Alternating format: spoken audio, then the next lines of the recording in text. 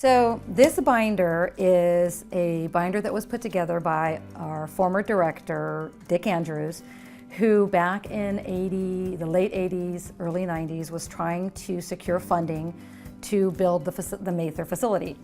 And we were located at 2800 Meadowview, where the facility still stands for our Emergency Operations Center, the State Operations Center, the Warning Center, and some of our other buildings. So this binder was designed to show all of the deficiencies that the Mather facility had. It was located in the flood zone, which was number one. Now you laughed. Yeah, there were a lot of deficiencies in this building. This was the sign going into the building at 2800 Meadowview, which was in South Sacramento. Sign reads, State of California, Office of Emergency Services. There was a lot of crime in the area, so the facility was surrounded by gates and razor wire to prevent any kind of issues. Spent many years here, since 1989, but this building was really old. There wasn't a lot of technology. The Warning Center was a series of radios and microwave systems.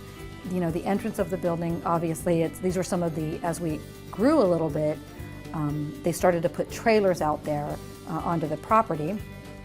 The wiring, this was a very common to try to get, as you expand, how do we get, we first started to get computers and that technology and then how to keep that technology moving. So are these wires going from building to building? Yes, I believe they're going from where we had our servers and then into kind of how they were going up through the roof and then down to where they would be plugged in.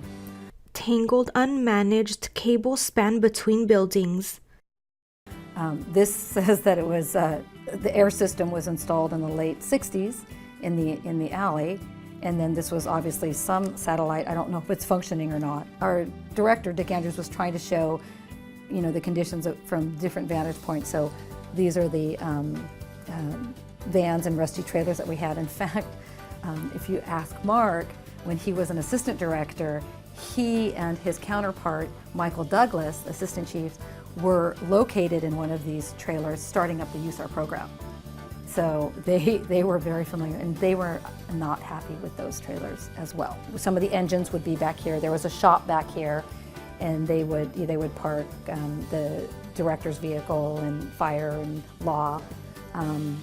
But it also they wanted to show the roof, the condition of that. So a lot of people, this was, I guess, the preferred parking for the executives.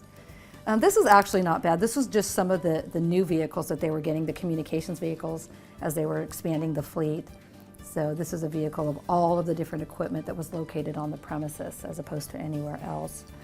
So this is a view from the director's office down the main hallway.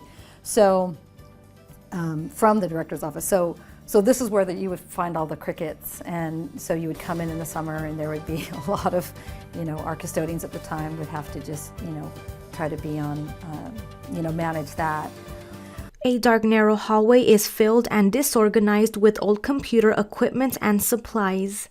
Our mission tasking was a binder that the deputy director carried for mission assignments. It says that there was an electrical fire or something here in the director's office. Yeah. So you remember that? I do not remember that fire. But does it surprise you? No, it does not. Nope. And given the state of this, I don't think that this would be up to code for today. But I do remember the story. One of the stories was that there was mice up here too. So that there was at one point in the director's office where you have the panels, that there was you could see the tail of the dead rodent. Folklore, I actually didn't witness it, but that was one of the stories.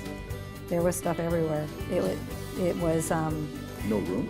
There was no room, and it wasn't very organized because we didn't have a lot of technology, at the time. There was a lot of folders, a lot of paper.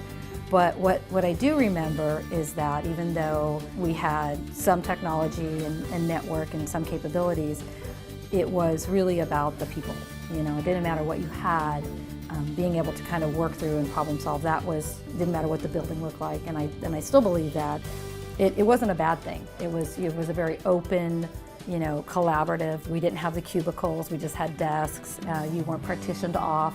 So that kind of lent itself to I think, that family atmosphere that we like here. For sure. Now this blew my mind when I read this.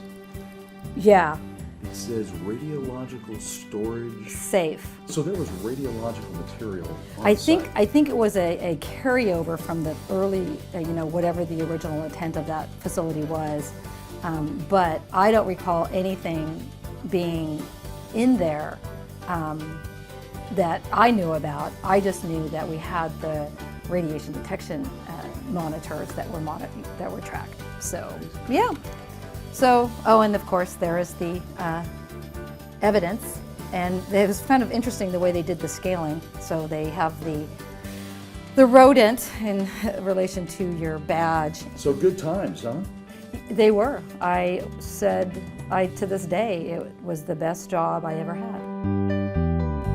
OESnews.com Facebook and Instagram handles Cal_OES.